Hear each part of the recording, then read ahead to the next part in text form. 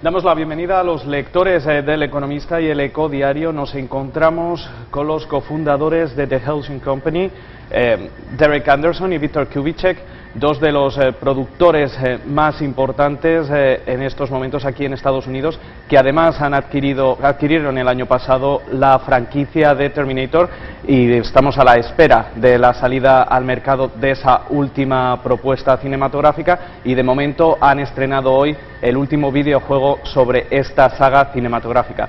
Thank you for being with us. Thanks for having us. It's our pleasure. So first of all, I would like to know if you can guys tell me a little bit about the story of the company, how it was founded. Sure. We co-founded the Halcyon Company in 2005, and the company philosophy was then and still is now dedicated to acquiring, creating, and maintaining significant intellectual property across multiple platforms. And why did you decide to go ahead and acquire the rights for Terminator saga? Well, I think that, to speak to what Victor just said, it's one of the most sort of loved franchises in film history, and we thought there was still a real story to tell. And the story of John Connor and post-apocalypse, which we hadn't seen in the first three films. We also knew that it would make for great films, great video games, our video games coming out today, and also great television shows. So it really spoke to our cross-platform strategy. And how do you think the new movie sequel is gonna do on movies right now, on the theaters?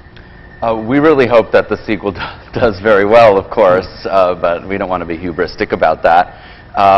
Though it seems that audiences are still excited about Terminator, and it looks like people want to see more of it. So I think McGee did an amazing job. Our talent did an amazing job.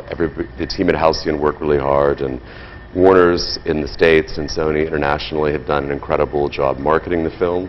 So now it's really all in the hands of the audience, and we hope you like it. Please come. And do you think that the economic crisis has hit on the gaming and the movies industry? Well, I think without question the economic crisis has affected everything, but I think there's obviously still products out there that continue to do very well, irrespective of what seems to be happening across the globe. So, and if you look at box office, it continues to grow. I think it's an affordable alternative for people that are looking to spend less money but still enjoy themselves. So it hasn't had a real impact on sort of ticket sales per se. It may have in terms of cutbacks of companies and things within the industry, but we're seeing, I think box office was up about 17% the first quarter of this year. And it looks like people still want to go to the movies. So, and I think it's too hard to tell to have enough data to see how the impact will be on video game sales, but we're hopeful. And just a last question, you guys talk about intellectual property. How do you guys fight against piracy on the internet these days?